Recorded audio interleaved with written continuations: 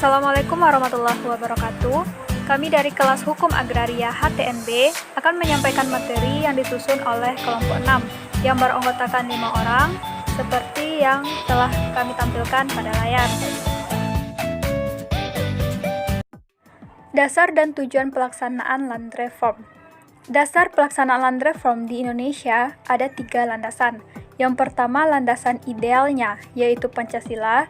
Yang kedua, landasan konstitusionalnya, yaitu Undang-Undang Dasar 1945. Yang ketiga, landasan operasional, yang meliputi pasal 9, 10, dan 53 Undang-Undang Pokok Agraria, Undang-Undang Nomor 56/PRP/1960 tentang penetapan luar tanah pertanian, Undang-Undang Nomor 2/1960 Inpres Nomor 13/1960 tentang perjanjian bagi hasil, Peraturan Pemerintah Nomor 224/1961 Peraturan Pemerintah Nomor 41/1964 tentang pelaksanaan pembagian tanah dan pembayaran ganti rugi, Peraturan Pemerintah Nomor 4/1977 tentang pemilikan secara dosenti oleh para pensiun pegawai negeri, dan lain-lain. Tujuan pelaksanaan land reform. Yang pertama yaitu untuk mengadakan pembagian yang adil sumber penghidupan rakyat tani. Yang kedua, untuk melaksanakan prinsip tanah untuk tani. Yang ketiga, untuk memperkuat dan memperluas hak milik atas tanah bagi setiap warga negara Indonesia yang berfungsi sosial.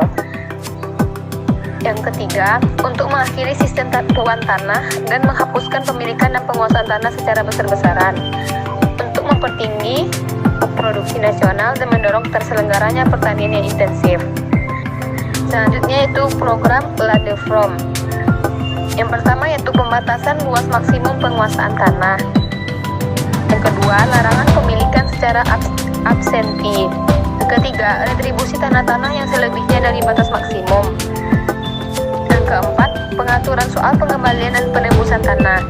Yang kelima, pengaturan kembali perjanjian bagi hasil tanah pertanian. Yang keenam, penetapan luas minimum pemilikan tanah pertanian disertai larangan untuk melakukan perbuatan-perbuatan yang mengakibatkan pemecahan pemilikan tanah pertanian. Masalah-masalah yang berkaitan dengan pelaksanaan land reform. Secara umum, ada 4 faktor penting sebagai persyaratan pelaksanaan land reform. 1. Elit politik yang sadar dan mendukung. 2. Organisasi petani dan masyarakat yang kuat. 3. Ketersediaan data yang lengkap dan akurat. 4. Ketersediaan anggaran yang memadai. Pelaksanaan land reform di berbagai negara, salah satunya di Indonesia. Indonesia sendiri baru gencar memperhatikan ketimbangan atas kepemilikan tanah ketika menyatakan kemerdekaannya. Tetapi saat itu belum ada payung hukum yang mendasari pelaksanaan program agrarian reform.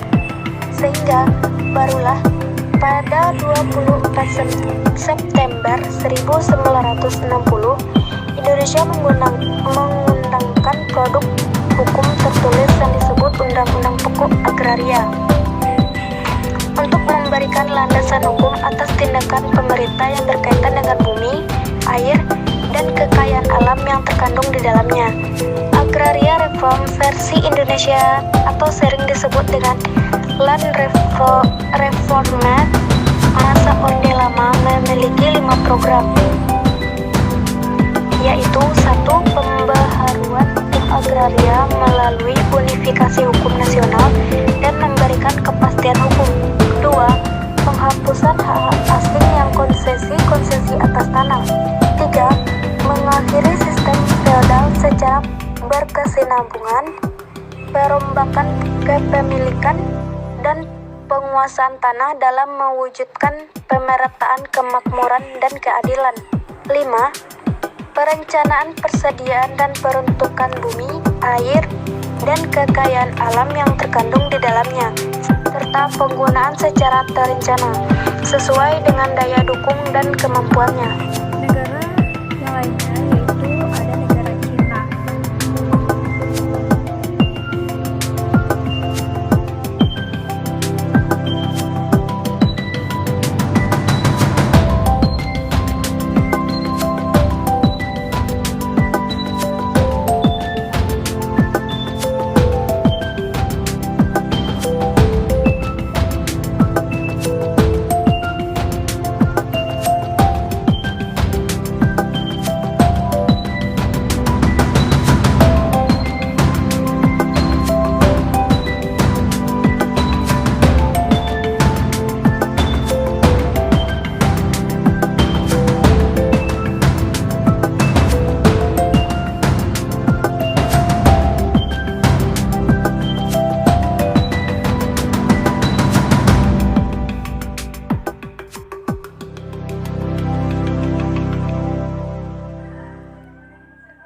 Dan pelaksanaan terakhir yaitu di negara Jerman.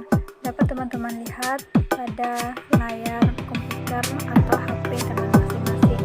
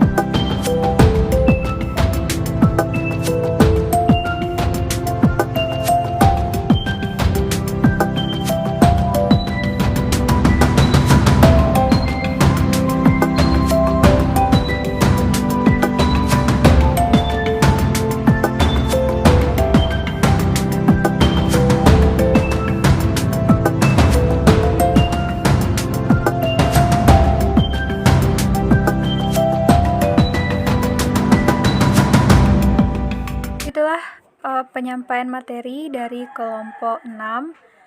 Terima kasih atas perhatiannya. Kami sudahi dengan wabillahi taufiq wal hidayah. Assalamualaikum warahmatullahi wabarakatuh.